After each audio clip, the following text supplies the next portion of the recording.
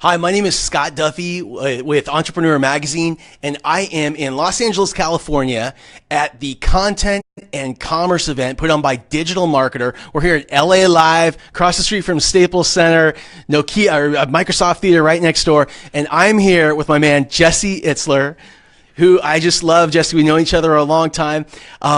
Jesse, we're both big basketball fans. Jesse is an owner of the Atlanta Hawks, one of the founders of Marquis Jets, Zico, Coconut Water. But it all started for you in the music business. Yeah, I bring that up. Yeah. So share with us, all of us entrepreneurs, kind of your path in the music business and the hustle that it took in order for you to get where you got. Sure. Yeah.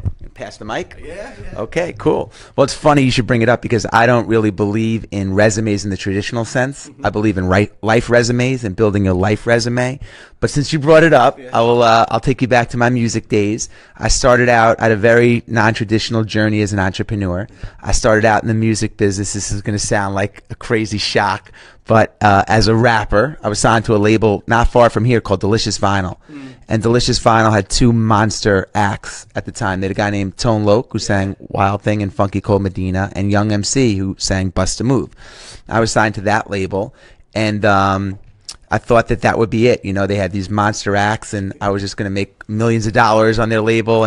But of course, that didn't happen, and I didn't get picked up for a second album. So after I signed to them, I moved back to New York City, and that's where just the chaos started. And I started out doing jingles for professional sports teams. I wrote a song called "Go New York Go" for the Knicks. They paid me $4,000. It cost me $4,800 to make the songs. That wasn't a great business model for the entrepreneurs out there. But But you did something with it. I did, because every team that came into Madison Square Garden said, "Why don't we have a theme song?" And I would have, thinking back, I would have paid the Knicks to do the song, because now all of a sudden everyone's coming in and the Knicks like, "Oh, this guy Jesse did it." So I built a business doing professional theme songs for professional sports teams, and ultimately sold that to a public company called SFX, and the owner of SFX had a timeshare on a private jet. And as a guest on a private jet one day, first I was like, people fly like this? I want to fly like this, which was the start of an idea that my partner and I had for a company called Marquis Jet.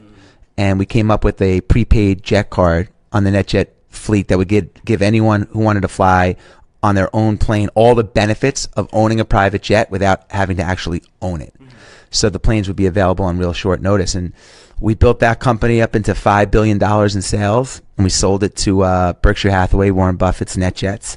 And then I got into coconut water. I'm a big runner. Run a bunch of ultra marathons, and when I was training for a 100-mile race. So an ultra marathon, just so people know, an ultra marathon, you're talking 100-mile. By the way, you look good with that. Yeah. It's all on the wrist. It's on the wrist. An ultra marathon is 100 miles plus. Yeah, I mean, technically it's anything greater than 26.2, a marathon. But I think if you were to ask an ultra marathoner, they would say it's a 100-miler. At least I do. So yeah, I ran 100 miles. I discovered coconut water during my training, and I partnered with a company called Zico, Z-I-C-O, which we sold to Coca-Cola. And as you mentioned, my wife and I are partners in the Atlanta Hawks, and it's been a wild ride. So it all started, I'll grab this for a second. So it all started, we talked about music, but you have a great story you shared with me about your mindset about how to think different in a business. Started with brownies, right? Could you share that story? Sure. Yeah, no, I think that, I learned a valuable lesson early on.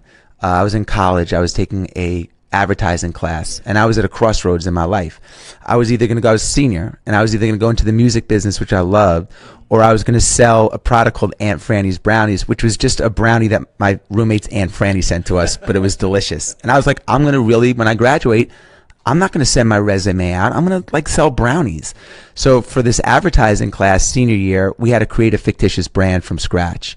And I said, okay, I'll use Aunt Franny's Brownies as my product. And if the class and the professor react positively to it, I'll use them as my R&D department, I'm going in the brownie business. So the way the final exam was organized, everyone had a hand in their presentation, which was an advertising campaign and slogan and packaging and mission statement. But 5 people were going to get picked to do the presentation. orally. So, and randomly out of a hat. So when we went into class, the professor asked everyone to write their name on a piece of paper and put it in a hat, and he would pick out the 5 names. So the guy sitting next to me was a real jerk for a long time. I didn't get along with him, so I took 20 pieces of paper and I wrote his name on it. I stuffed it in. I was like, Ronnie, Ronnie, Ronnie, Ronnie, Ronnie. And when the professor picked out the first name out of the hat, it was mine. Ronnie did the same thing. Wow. So I started pitching my product, and shortly into my presentation, the professor completely cut me off. And he said, look, I want to know what's your point of differentiation. And I said, well, I'm a home-baked brownie, and I could be gluten-free if you like. I don't really have a point of differentiation. I'm a brownie, and I taste good. And he it was like almost in slow motion and echoing in my brain. He was like, if you want to come out from this school into this big world where there's 7 billion people competitively trying to launch products, whatever it is you do, it better be a much different brownie. And from then on, it really like taught me that no matter what I was doing, I wanted to do it through the lens of, if nobody taught me how to do it, how would I do it? How could I be different? How could I? And for a lot of people, that's a deterrent. And there's a lot of entrepreneurs, but for a lot of people, that could be scary. Like, it shatters dreams. I always wanted to be, a fashion designer, but I didn't go to school for that. I always wanted to be in the music business, but I'd never really been in a studio. And people get discouraged. But for me, it was a blessing because it guaranteed that I would do things differently and get different results and stand out. So that's sort of been my thing all along. Like, okay, I'm going to launch this. Everyone else is going this way. How can I go this way? But not just to go this way, just to go this way. How can I go this way with purpose and meaning to attract, quick attention? Sure. And one of the things that I think, we all face as entrepreneurs is we've got to do the work, right? Sometimes, just showing up is what it really takes. And one of the things that I love is how you actually got your deal with your record label and how you really worked hard and you just made things happen. Could you share that story? Yeah, no, I went the traditional route before I went the brownie route. Yeah. I sent out CD, instrumentals and, demo tapes and my CD everywhere and wrote letters and, knocked on doors, and that didn't get me anywhere. And I kind of fluked into, I created my own luck and I really capitalized on the luck, but it was just a really unusual situation. I was at a recording studio, and the session before I came in, a guy named Dana Dane, who was a famous hip-hop pioneer in the 80s, left an advanced cassette of his second album. Like, his first album was a massive hit, but no one heard his second album. He just finished it, and he left the copy of the cassette on the mix board.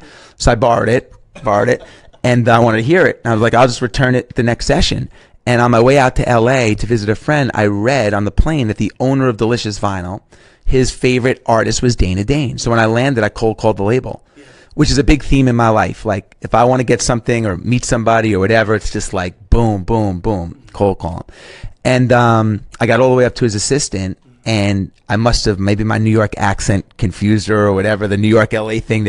She didn't really know. She put me on hold, and she came back on the phone, and she said, Dana, if you can be here at 2:00, Mike would love to meet you. He loves you. Dana will be there at 2:00. Dana's a black guy from Brooklyn, gold teeth.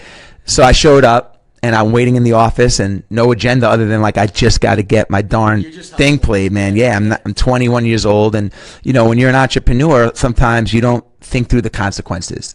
And the consequences didn't matter. I needed a record deal. I needed to eat. So he came in, the owner of the record company, said, who are you? And I said, I work with Dana, same studio. I just started confusing him. And he said, what do you do? And I said, I rap. And he was like, that's impossible. And I said, well, can I put my cassette in while we wait for Dana? He said, sure. And I played this song I had on my demo and got the deal. But what's interesting about that is, you mentioned like hustling and getting in the room and this and that. What I found is, since then, and just as the world has evolved into email, that so many entrepreneurs and so many people that want to get a result don't know how to send an email. So, I get bombarded with, investment requests, or can you help me, or can I pick your brain? And there's nothing catchy in the subject. The emails are really long. There's no what's in it for me. And it's just like, it's amazing that there's actually an art of getting your foot in the door and figuring the rest out later. And many people don't know, aren't familiar with the tools that you need to get your foot in the door. So how do you write a powerful email? Like, what's a guide that you give for creating a good hook for that person that wants to get you in the door? Well, for starters, I don't rush. So even today, when I write an email and I'm trying to get a point across, or I want to get someone's attention or whatever, I try to do it in as few words as possible. So it will take, I will stare at an email or put it in my draft folder and come back to it and make sure that I have, like, if there's 4 words too many, how can I get it shorter?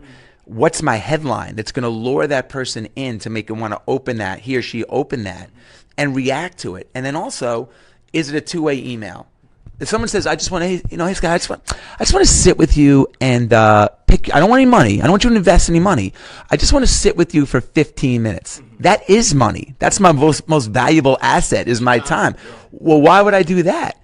I want to help you. Of course, people want to help each other, but you have to really position it in a way like in a sentence or two or less. What's in it for you? Why am I going to help you? Why is it important that we meet? And it is an art to that, and it takes time. But those big long emails that are long-winded, and the last sentence, delete. Yeah. Delete. Yeah. I used to. I remember when I was in my 20s, I worked for a person at one of the big sports networks, and we were at a Super Bowl, and he took out his phone. And he said to me, just watch what I'm going to do. And he was talking about the power of creating a short but impactful message. And if there was an email that came through where he had to scroll down, he'd hit delete. If the message is over 30 seconds, he hit delete. And so it's so important, right? Now, when you were at Marquis Jets, one of the things that I thought was so amazing is how fast you guys rose to $100 million in sales. And I think that I had heard, but this may be incredible, I think that I had heard at one point that you guys were one of the fastest, if not the fastest company to get to $100 million in sales in the U.S. How did you guys do it? Well, first of all, we sold a high-ticket item. So we sold our average cost per customer was about $250,000 over the course of a year of actual purchase flight time. So what was interesting about that is, now I love businesses that require fewer customers that pay more money for a product or service. So for example, at Marquis Jet, at $250,000, we knew that if we had 4,000 customers, we'd be $1 billion company. So we just did from there, it was just like, okay, all hands on deck. Let's get the 4,000 customers. Let's get them. Whereas opposed to Zico, we just sell $50,000, $100,000, $2 bottles of coconut water a week. And if 20,000 people fell off, we'd have to find 20,000 more people that week. Right. So I love the business model. But we did it by, I think, 3 things. One is, this is going to sound crazy, but we cared the most. We really overserviced our customers, which created a big word of mouth, friend to friend advertising and marketing campaign. The other thing is, we had the ability to invite people. If you had a Jet card and you had 7 empty seats, you'd probably take some friends to the football game with you. So we had constant exposure. We were our own pipeline for leads. And we were also on The Apprentice. We took a risk. We were on the 2nd episode ever of The Apprentice before it ever came out. So we didn't know if it would be successful, what it was, and our episode did really, really well. So the challenge was, the contestants on the Apprentice had to come in and create an ad campaign for us. So we got that built-in exposure. But we worked hard to get that and other opportunities like that. Interesting. 2 more questions. Yeah. The first question is, I know at Marquis you had partners, and I would imagine in other businesses you've had partners as well. What are some of the keys that an entrepreneur should be thinking about if they're considering bringing a business partner into their company or starting a new company with partners? Partners are great, but partners also can be challenging. And I think the most important thing is to think through everything before you enter into a partnership. Not just, we've been friends from high school, because when the chips are purple, friendships change. And you want to make sure everything is spelled out for good days and bad days. You want to define your roles. You don't want 2 people in writing, but also just like, you want to make sure that you guys play different positions. 2 shortstops on a team, only one can play. You want to make sure that you have different roles, and that's defined. And you just want to make sure that you're aligned in your long-term goals. because you might say like, okay, my vision is we're going to build this and sell this in 5 years, and your partner might be like, I love coming to work every day. I don't want to sell this in 5 years. This is my platform. This is my identity. So you just want to be really, really open. And I think, look, people change. So if you have a healthy business that lasts for years, I'm sure you're a little bit different than you were when you were 21 years old. I think I am.